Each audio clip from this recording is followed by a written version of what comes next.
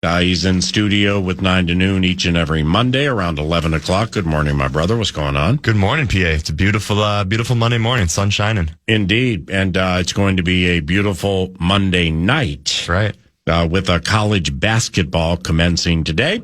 And Gardner Webb is at Williams Arena at the Old Barn to take on Mr. Medved's team. And sources have just informed 9 to noon. Not only is the game on Big Ten Network, but the analyst on the microphone at the barn is Parker Fox. That's awesome. It's not a one-off. He's going to be doing Gophers games for Big Ten Network, including tonight at 7 o'clock. So coming and claps from 9 to noon, man. Because I remember when you told me you were going to Chicago or you were like seeking this, and then it just kind of drifted, which means in a roundabout way, I thought one of my kids took the L. So I didn't want to ask about it. And all of a sudden you come in and you're like, I'm at the barn tonight. I'm an analyst with Will or Wayne Peterson, whatever the guy's name is. And so what do you think about tonight? Are you in any way nervous? And is there any way Nordo and or I or anybody can help you for tonight's Big Ten Network 7 o'clock Gophers basketball game? Well, thank you. And I will say you've already helped me more than enough. So anything that is added on is obviously appreciated.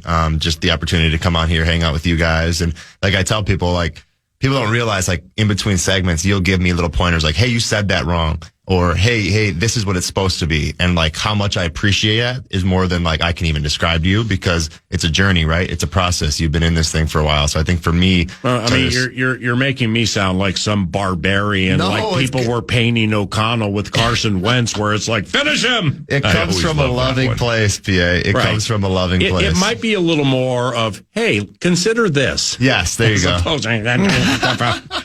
You know what? In looking at the Gophers basketball coaching staff, Nico Medved's the new coach. Somebody you know, Dave Thorson. Yeah. He was an assistant with you, right? I don't know Dave. I'm a fan of his from afar. And it just, he's had a long career. Yeah. I think where was he head coach? He was at De La Salle. He won 6 straight high school basketball championships. Yeah, for sure. So, like, I mean, when people get new jobs, generally everybody's oot, unless you're an elite basketball mind like Dave Thorson. So that's pretty cool there.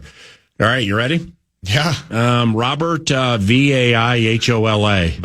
Viola or Viola? Viola. Viola. Yeah. From San Mateo, California. That's right. And that's where Tom Brady's from. Yes, it is. I think Aaron Rodgers too, maybe, but Really? Brady for sure. Okay, quarterback country. That's also where the track is now extinct, called Bay Meadows Racecourse.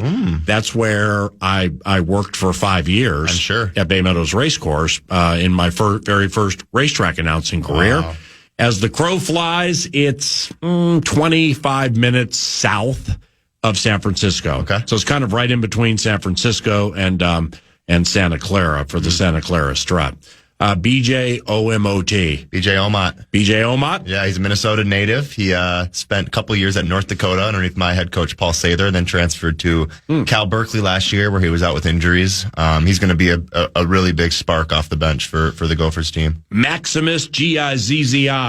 Maximus Gizzi. It's Gizzi? He's an NAI transfer. He's in a boot right now. He's a little beat up and injured. But I don't think he's going to be seeing the court in anytime soon with that injury. What do we know about Cade Tyson? Cade Tyson's a stud, man. Yeah, he was at Belmont 2 years ago. He averaged 16 Oh, and that 6. good Belmont team? That really good Belmont team. Yes. And he shot 47% from 3 on 5.5 attempts per game.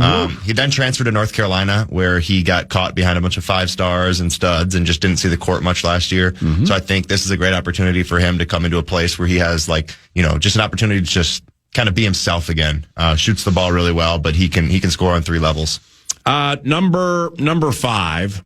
I believe it's number 5. Jalen Crocker Johnson. Yes, I thought that guy was a running back for Washington. I always love the that. Commanders. Crosby Merritt. Yeah. So, all right. So, Book of Nehemiah Turner, Grayson Grove. And you got Gardner Webb tonight. Gardner Webb. Let's go to the Gardner Webb desk and Pepper Parker for his big Big Ten debut this evening at 7 o'clock. I love when things go well for the kids. And at the Gardner Webb desk is Eric Nordquist. Yes. So in your prep work, and maybe I'll put you on the spot, maybe I won't. You got to tell me about Rochester's own. He's a senior forward, and I can't find any stats for him. How did Ben Johnson / Nico Medved let Reek go? That's right, man. Reek. I actually know him decently well. Come just from some other connections, South Sudanese connections. Nooni Omat was a South Sudan national team player. Had a big dunk on Anthony Davis in the Olympics last year, and he's from Matamita, Minnesota. So, the Anthony Davis? The Anthony AD Davis. Brow? Yes, against Team USA. And AD tried. Oh yeah. Jeez. Yeah, big dunk. Nooni, a little stint in the NBA, but just a really close friend of mine, Matamita kid.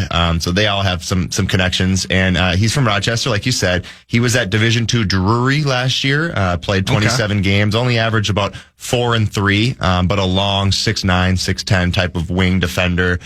Don't think, we're talking Gardner Webb here, so I don't know if we're talking about a March Madness type of team, unfortunately. But that's they have what I'm trying to figure out. Hey, hold on. Did she dunk? I'm sorry. Okay. I'm sorry to clump. So college basketball season begins, including women's college basketball. So Duke's playing Baylor on ESPN here. It's on TV in the 651 Carpets Plus studios. Is it Toby Fournier? Toby Fournier. Yeah. Okay, now, I may be mistaken here. Does she have a 40-inch vertical? Damn near. I mean, I just saw this girl jump as high as I've ever seen a women's basketball player jump in my life.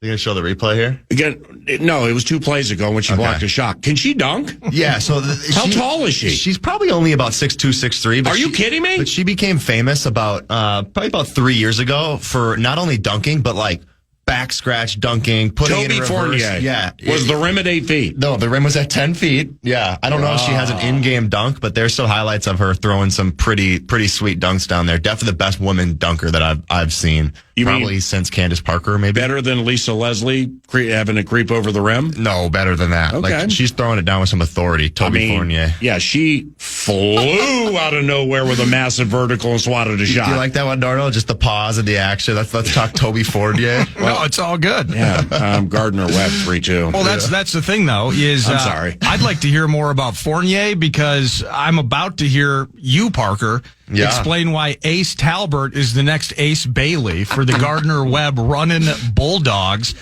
junior guard out of New York. What are we looking at with the future Ace Bailey, Ace Talbert, and Gardner Webb? I do think he's going to be their go-to guy. I'm going to go shoot around after this, talk to head coach Jeremy Luther, but Ace Talbert is going to be their guy. He's at St. Francis transfer, averaged about 10, 3, and 2 the year prior, and then he was injured last year, so he's coming back off of an injury, but I do think he's going to be their go-to guard, and he's from Wyandotte, New York. I think I'm saying that right? Something No like idea. Yeah. Now I'm still trying to figure out Gizzy. At 25 with a Gizzy and nowhere to Gizzo. He knows. Well, here's what I'm trying to figure out, because after Talbert, and then I found the Rochester kid, Reek. Am I saying that correctly? Yeah. Reek, though. 4 and 3 in D2. Is everybody else on their team, Parker?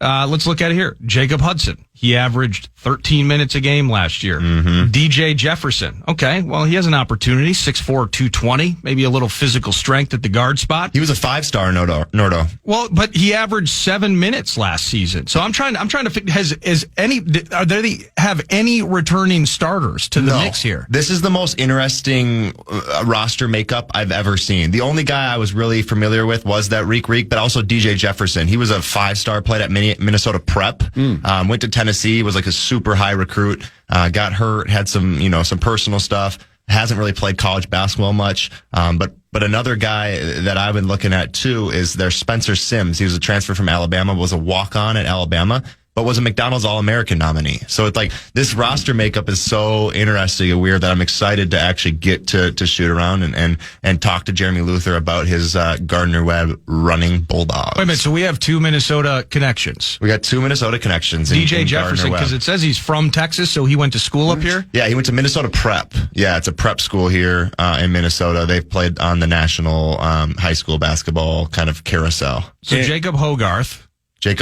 Brooklyn, New York. Paul Lindbergh. Yeah, I don't know who any of these people are. I don't think Gardner-Webb fans know who any of these people are. I don't think they do. They're all new. They're all transfers. And a lot of JUCO kids. Southwest Mississippi Community College. You got Tallahassee Community College. You got a bunch of different. Your voice sounds very deep right now. Yeah, I ran a camp yesterday. I was running all day yesterday, running around, try to preserve the voice. So I'm like you. I'm on the tea and honey diet today. That's for sure. How excited are you for that call? I'm so fired up. Sweet, dude. Yeah, I mean, this has been like it's so. Where's Taylor? Taylor's in Cleveland right now. Hockey? Yeah. USA Hockey has some rivalry series against. Is she going to watch? I'm sure she will. Good. They don't play tonight, so I'm sure she'll be watching tonight. But I'm excited to watch them. Maybe TiVo it, and you guys can watch it together when she gets back. There you go. That's a good plan. But no, like you said, PA, like you know how fired up I am about this whole industry and just even being able to sit here with you and hang out, but now to be able to do live games and to be a part of something that I love college basketball. Like I'm infatuated with it. I love watching. Like I was watching YouTube this morning. Queens was playing Winthrop in the field of 68, the first game in the morning at 8 a.m. So I'm fired up to be a part of this, and I'm excited to see where it goes. So is the banker dead? No, the banker's not dead. Good. We'll just stop it right there. The banker's not dead. At Parker Fox 24 via X. That was narrow casting, but it had to happen. Why? This is a surrogate kid of mine, and the banker is a surrogate uncle. Tim appreciates it. Thank you. Sources also tell me, speaking of Gopher sports, that you took in some Gophers hockey this weekend. That's right. Motzko's team's 2-7-1. That's crazy. I mean, any idea what's going on there? Yeah, I am a really big Gopher hockey fan. I know. From the early days, was like one of the Taylor first season taught tickets. You well. Yeah, definitely. Thank you. And this team they have an interesting makeup. They have a kid in LJ Mooney who's really supposed to be a stud. He was on the National Development Program team. He's really talented out on the ice. They got Brody Lamb is probably their leader. But they just haven't really clicked yet. And they've been playing tough games, right? Like you talk about a UMD team that's transforming. You go to Wisconsin and play a solid Badgers team. But we just haven't found ways to put the puck in the back of the net. And I think, that's a position you're going to struggle. And then the goaltending, something where you were struggling a little bit last year with it. You were going back and forth to different goalies. And now you're kind of rocking with, Nathan Airy in net. He hasn't been as successful as you want him to be. So I think there's some learning process and some steps that this takes with this Gopher schedule. And the Big Ten's tough. Michigan State's tough. Michigan's tough. Wisconsin's tough. So if you don't find a way to win some games early, it could be an interesting year. With whom are you calling the television game this evening? Will Peterson, student at the U, Big Ten Plus game tonight. Student at the U? Yes, student at the U. So Big Ten Plus game tonight, and then I think the next 3 or 4 are Big Ten Network games. Okay, so, yeah. Well, the reason I brought it up is, if I'm wrong here, I apologize, but Twins Vox Corey Provis calls basketball games for Big Ten Network. He does. And Corey's good. He's the best. Yeah, he's a professional, salt of the earth, just very, very solid Vox. Hopefully you get a chance to work with him a little bit. Yeah, I know I'm on 2 games for sure with him. Haven't got to speak to him about it yet. But he's a guy that called a lot of our games the past 4 years that I got to kind of communicate with during shoot around and walk through. And as you know, I'm on the Twins TV network. Listen to him, Justin Morneau, Trevor Plouffe, the whole crew. And Denard Spam. Yeah. And Corey's so great. Does a great job. So did you and or Taylor don your game worn 9s yesterday? Because it would have been a good day to do it. Well, Taylor was gone, and like I said, I was working at camp, but I had you in the AirPod on the iHeartRadio network on KFAN, and then I had a little 30-minute break where I was able to actually throw the game on, and then I got to my house after and watched the key plays, and wow. We complained early last week about, the defensive front, about the linebacker core. And you can correct me if I'm wrong, because I obviously didn't watch the game live, but it looked like that was the best performance from our linebacking core and the defensive front that I've seen in a long time. They're 2-0 when Van Ginkel, Grenard, and Cashman play together. So good. So now you put Wilson in, who had 2 sacks with his skill set. And his pass coverage has gotten a lot better since I remember Eric being here the first time before he left to Green Bay. It's Van Ginkel. All right. Now just think Ryan Suter. Yeah. Okay. The blue liner who, when he was atop his game, The best. Taylor Heisey and Zumwinkle probably and Matty Rooney probably understood a fair amount of things that like you or I wouldn't unless it was explained to us. Oh, definitely. Nuance of the game with Ryan Suter. The little things. But he didn't splash much. Mm-hmm. Okay. Well, Van Ginkel splashes, but he hasn't really splashed this year. Did have a couple of sacks. Van Ginkel is the Suter bit. Yeah. I mean, whether it's faking pressure, getting somebody to go a certain way so you can jump and potentially deflect a pass. Mm-hmm. He's just a savant. I mean, the return of Andrew Van Ginkel in a team game, it's impossible to say changed the whole thing. Wow. But when Van Ginkel's back, Cashman eats. When Van Ginkel's back, Grenard gets bodies off of him. Mm-hmm. When Van Ginkel's back, he gets double teamed. So having Van Ginkel back, man, not only is he one of my favorites on the team, he's just the bomb. He's so good at everything. Yeah, he is. And I think, like you said, he opens things up for others. You see Blake Cashman with 14 tackles, Eric Wilson with 6. And then Cashman had 12 in the first half. Is that so? 9 in the first quarter. Wow, that's unbelievable. Yeah, it was terrible. But then also Javon Hargrave. We kind of roped on him a little bit the last couple weeks. That's one way to put it. You know, something like that. And the hell does that mean? I don't know. Ripped on him. Yeah, I know. I don't know. Well, that definitely didn't have any riz to it. But anyways, I thought he was excellent too, and he had a sack finally. What the heck is that? I don't know. I meant to say ripped, but I don't know. All right, in closing, don't get that stuck in your head for this evening, okay? Thank you. Yes, That's what I was trying to get to. Lastly, your beloved Minnesota Timberwolves have Michael Porter Jr. and Nick Claxton and Day'Ron Sharp this evening with Brooklyn. Absolutely should be a W for Finchie's bit. Brooklyn is winless. Porter had a really big game yesterday.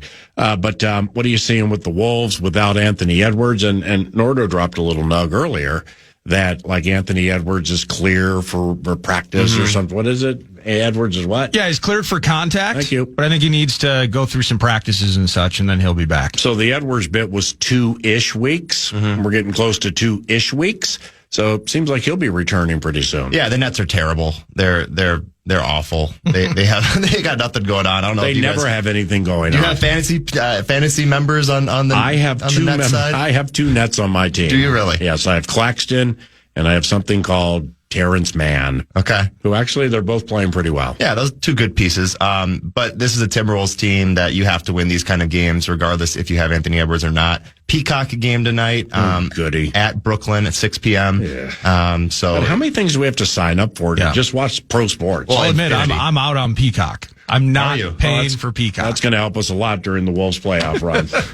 So make sure I have a working cell phone number for Max Fuller. Yeah, and now YouTube TV is allowing us access to games as well. So there's another bit in the action. But nonetheless, excited to see what Anthony looks like coming back. And we talked about it. His youth, his spryness, like we've seen him go down with these ankle injuries, and then it's like, oh, this could be a season-ending injury, and then he's back the next quarter. So I'm excited to see him bounce back from this hamstring. Soft tissue stuff is never fun. All right, well, I'm going to be home about 12:35, and I'm going to start figuring out how to get Big Ten Plus at that stage. I'll text you and let you know when I get it. Yes, sir. Or how much I have to pay, because I'm paying money for the kid. I may not pay money for Finchie's team. But I'm paying money for the kid. Do my very best to watch tonight at 7 and try to text you during the game. Deep breath, relax, be yourself, because God granted you with gifts that have gotten you to this point. Yes, sir. So let them shine. Love you, brother. Love you too. Parker Fox at Parker Fox 24. When we return, if you missed the beginning of 9 to noon, you missed an A+ Cloud 9 montage by Mad Producer, and some drive-bys with yours truly walking around the locker room talking to happy people. That's around the corner, but first. The Fan, along with 2 men in a junk truck, want to give you a shot at some bonus bucks with the National Cash Contest. This hour's keyword is dollar. Enter the keyword dollar at KFAN.com for your chance to win. The keyword dollar at KFAN. PA jumped into the locker room for his patented drive-by conversations, and he started him off with rookie guard Donovan Jackson. Like, how cool was that? How you doing, man? What's up? Physical game. And you guys talked about it all week. Offensive and defensive lines, punch them. Take the fight to them. You did it, right?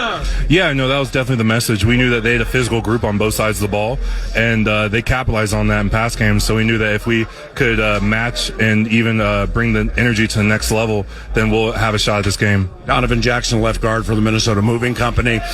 What was it like with McCarthy in the huddle late in a tight game like this? How was he? He was calm the entire time. He was always encouraging, regardless of where we were. If we were up big, if we were close with 3 points up, he was like, hey man, like all we gotta do is worry about this play, and then after that we'll worry about the next play, but for now give everything you have for this one play. We'll sleep on the plane back. Donovan Jackson, my main man, congratulations. Thank you. The Vikings beat the Lions 27-24, and these are some drive-bys in an incredibly cramped locker room. Let's roll over here. Here we go. Hey, Theo, congratulations. Theo Jackson joins us now. Super physical game, my man. Super physical game, and you guys talked about it all week. How you won, so it worked out great, but overall, how you think it went? Honestly, I think that was a great team win. We needed to do it on all three phases. We had some setbacks with penalties and all that, but that's just the type of team that we have to fight through adversity and really just like come back and make the plays we need. Hey, Theo, this may be a dumb question because you're a high-end competitor, but like when you're watching film or on TV of like Jahmyr Gibbs, Amon-Ra St. Brown, but specifically Gibbs, man, 218 from scrimmage the last time he played against Tampa Bay. Do you have to watch it a certain way to be like, oh wow, holy cow, and then just wait till the game day, execute the plan Flores put out, and not worry about it? When you see him on film, the speed definitely jumps out. So, in the back of our minds, that's a worry. But if we do what we need to be done, and then it really takes care of itself, like it did tonight. Last one, bud, because I know you want to go.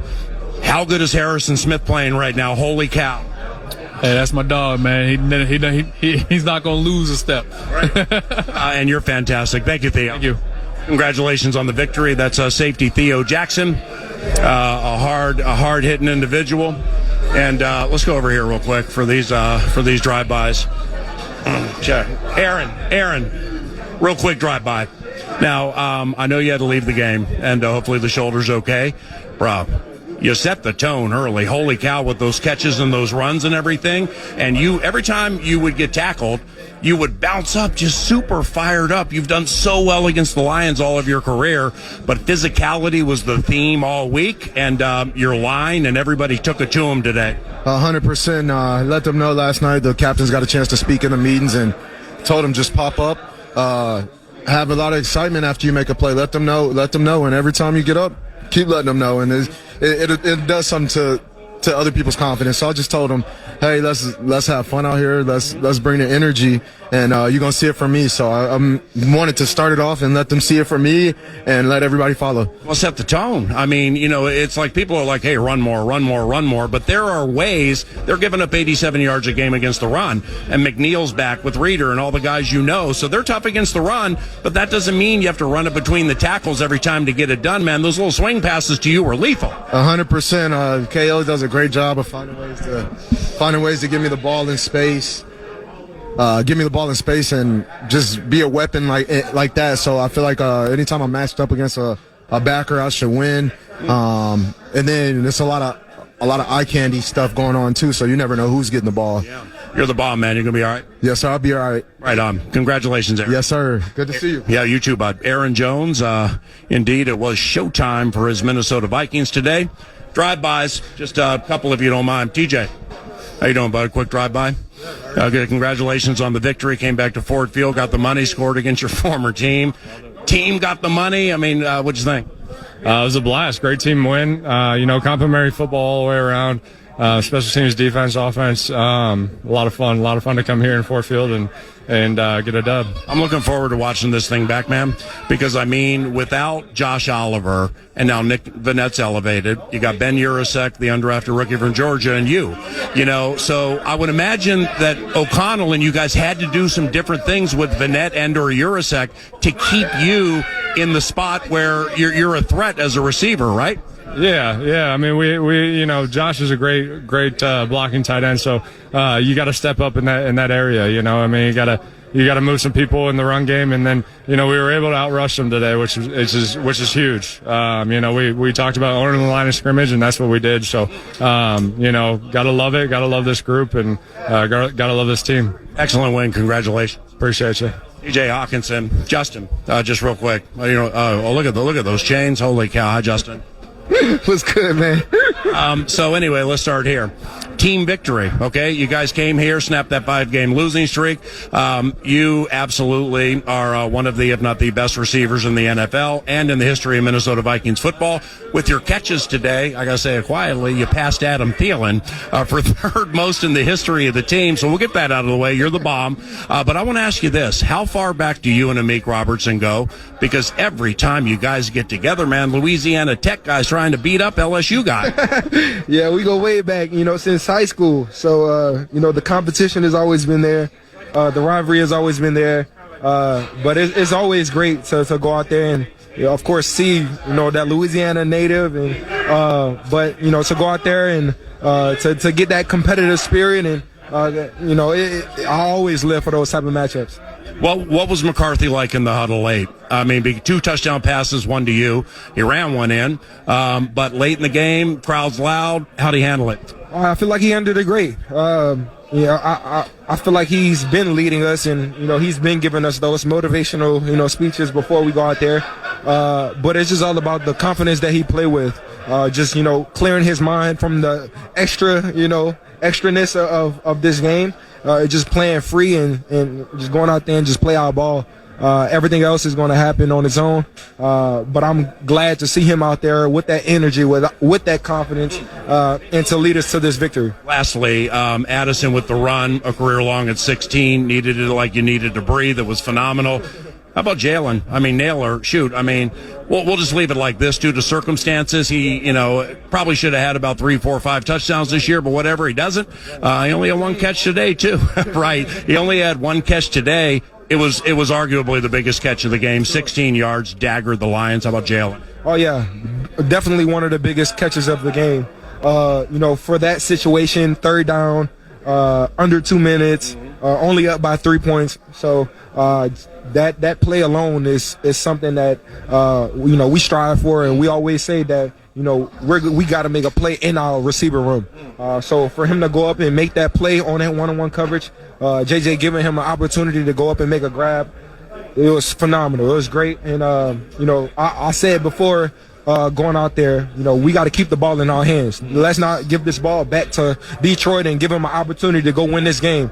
So it was just great to, you know, stay out there on that field to get that first time victory nil.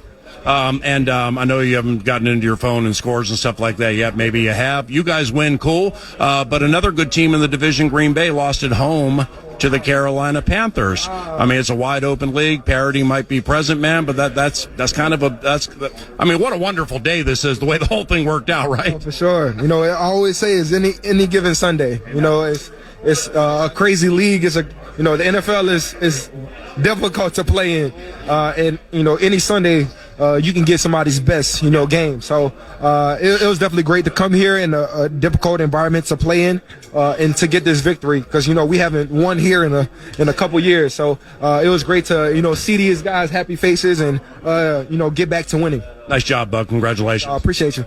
Justin Jefferson, who had a touchdown catch today from J.J. McCarthy. We got David Coop holding the contraption, almost left 18 hanging. Are you kidding me? First time holding the contraption, of all people, you can't leave him hanging. All right, what's up, Walter? Good to see you, bud.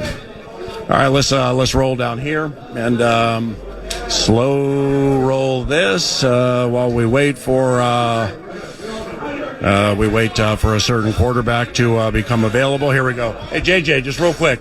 Drive by. What's up, bud? Congratulations, man. Well, I'm just going to start with an open David Koob, JJ McCarthy, David Koob. I'm just going to leave it an open-ender. What was the day like? It was amazing. It was amazing to just, be back in Michigan and, have this opportunity. I talked to the guys last night in my portion of the captain speaking, and I was telling them, I've been sleeping in my college bed this whole past week because obviously as us great dads, we got to get our sleep, right?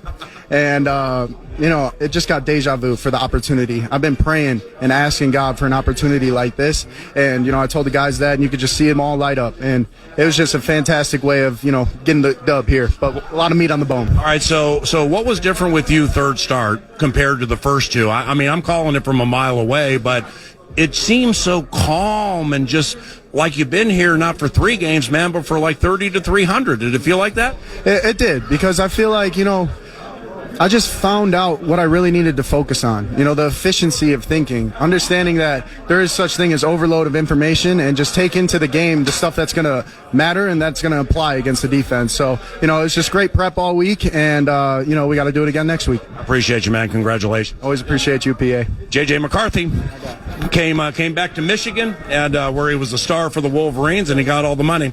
Jalen. I mean, it's like I'm chatting with Kevin O'Connell earlier in the week on X's and O's, and I'm like, let's just say due to circumstances, like Naylor maybe should have some more catches, some more touchdowns, so we ain't going to look at the stats. We'll just end it right there. He agreed with me and said you're having a very good season. I mean, 1 catch today, 16 yards. Holy cow, was that a big catch, Jalen? Oh, absolutely, man. To ice the game and get us out with a W. JJ trusting us and it's putting in the right spot to where I can go make the play, and I came down with it. All right, so Metellus and McCarthy, a couple of Wolverines going nuts, jumping up and down. What about the Spartan? Let's not forget about the Spartan, right? No, sir. You can't forget about us, man. Not a good season overall for the guys, for my guys at MSU, but I still love them to death, and just trying to put on for MSU. Jalen Naylor, congratulations, man, on the victory, and we'll talk soon. Yes, sir. Thank you, PA. Yes, sir. Jalen Naylor, 1 catch, 16 yards, and it won the game. LDR. Hi, Jonathan Grenard. Good, thank you. Ben Lieber calls you El Presidente. All right, so we got some LDR in there today. You got your first full National Football League sack today. High five on that, LDR. You blocked the kick, didn't you? I did, yes, sir. You blocked the kick, man, and what a big block that was, right? No doubt, yes, sir. Josh Metellus, he blocked a kick. Hey, first of all, yes, he did block the kick, yeah. But the work that these guys did in the run game, amen. Yeah. For number 44 to not have to tackle, for me not to have to tackle Jahmyr Gibbs in the open field, I mean, they did their job. That's what I came over here to tell him. He did amazing doing his job, and when you do your job, plays come. Shout out to you, boy. Yeah, whether it's Tellus with Metellus, I mean, the future radio and TV career is big for him because he stole my bid. I mean, I was going to be like, that work you guys did on the defensive line. Now, granted, they lose their guards during the course of the game, very physical game, but he's right, man. They had 25 yards rushing at halftime. Your rush defense, with all due respect, have been problematic, especially at SoFi and some other games, but you get Van Ginkel back, and we got LDR, El Presidente, doing his thing. What a great win today. Yes, sir. We needed that. Definitely got to go back to work on our techniques, fundamentals, man, and put everything together. Yes, sir. I appreciate you, man. Thank you. Levi Drake Rodriguez. Hey, Jalen and Javon, if you got a second, Javon Hargrave. Fist bump, man. Congratulations on the victory. And I heard all week, offense and defense, trenches, all right? Physical, throw the first punch. Javon, fantastic work today. You had that sack. How the Javon Hargrave, how the game feel for you? Oh, it felt good. Definitely we can come out and dominate like that and stop the run. And you put pressure on the quarterback and get the win. So that's always a great feeling. Javon, could you tell, with the way you guys were doing things early, that Jared Goff was kind of second-guessing things a little bit, holding it or maybe going short? Because, I mean, it seemed like you guys, he's a 74.5% guy into the game. At one point, he was 51%, so you guys did something. Yeah, I ain't even know that. I don't really be knowing what be going on back there. I just be trying to beat the offensive lineman. So, well, that's good to know. I'm glad we did. Hey, man, congratulations. Great to see that sack. I appreciate it. That's PA doing his patented drive-by interviews after yesterday's victory at Ford Field. First time in a half decade the Vikings walk away from Detroit with the W. Loving that. Final segment, 9 to noon, right around. I can't wait until tomorrow. Because tomorrow is TCOPC. Kevin O'Connell joins 9 to noon at 11 o'clock. Maybe some hyperbolic, hyper-accurate tomorrow, like quick twitch, 5 seconds. Hyperbolic or hyper-accurate? We need to change our faces with the Carolina Panthers, and they're going to win the NFC South.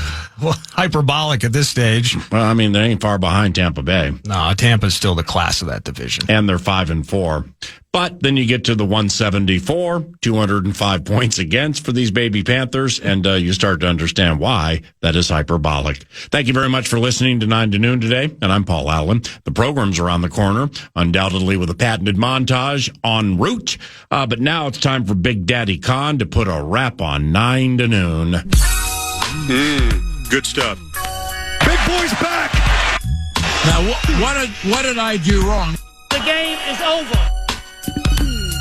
Vikings fans, we're all back in the winner's circle. Gibbs runs like the wind, pass blocks like Urkel, and Goff was off, man. He couldn't throw deep. McCarthy's back, and he was playing for keeps.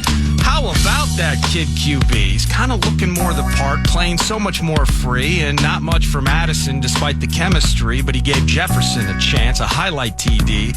Now, anybody remember last week? It was every team losing, and the whole thing reeked. Not the Gardner-Webb cat. I mean, it looked bleak. 7 days later, and we're back on the peak. You got the Gophers in OT, they got the dub, and the Wild Toes for a day were left unstubbed. The Wolves in Charlotte, man, they hammered LaMelo, and the Vikings defensive plan, it was like it was sculpted by Donatello. Starting the McCarthy era with a win at Santa Clara. Podcast today's Paul Allen Show, or listen back to previous show and interviews by going to the iHeartRadio app or KFAN.com.